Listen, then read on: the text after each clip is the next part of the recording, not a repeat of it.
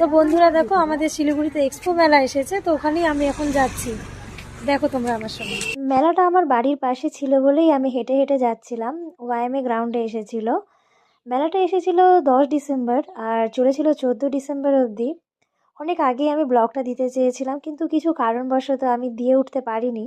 Edit করে সব কিছু করে আজকে আমি তোমাদের জন্য ব্লগটা নিয়ে আসলাম। তো দেখো, আমি মেলার ভিতরে প্রবেশ করে গেছি আর আমরা গোটা ফ্যামিলি মিলেই সেদিন মেলাতে গেছিলাম। এই দেখো আমার মা। মা আমার বেশিরভাগ ব্লগেই থাকে, কারণ মার সঙ্গে আমি বেশিরভাগ জায়গায় যাতায়াত করি। আর এই বাচ্চাটাও খুব কিউট ছিল, আমার ব্লগে এসেছিল। তারপর আমি চারিদিকে কালেকশনগুলো দেখে নিচ্ছিলাম। এখানে শাড়ি থেকে শুরু করে কানের দুল থেকে শুরু করে সমস্ত কিছুরই কালেকশন ছিল। খুব সুন্দর কালেকশন ছিল সব কিছুরই। বিভিন্ন মেয়েরা এই স্টলগুলো নিয়ে বসে, আর এই স্টলগুলো যে ওরা নিয়ে বসে, ওদের দোকানও থাকে। অনেক সময় ওরা অনলাইনও সেল করে এগুলো।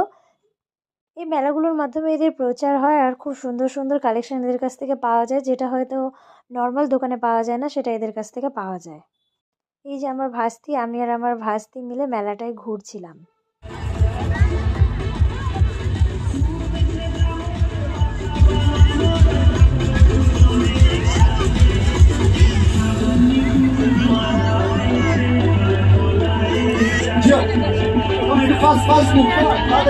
মেলাটার একদিকে বিভিন্ন প্রতিযোগিতা চলছিল, যেরকম passing the ball, round the table.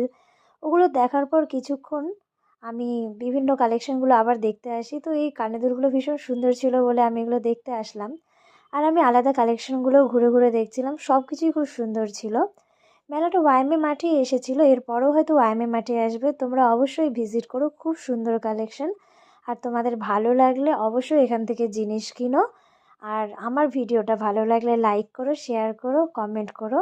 Thank you. Bye. আবার দেখা হবে।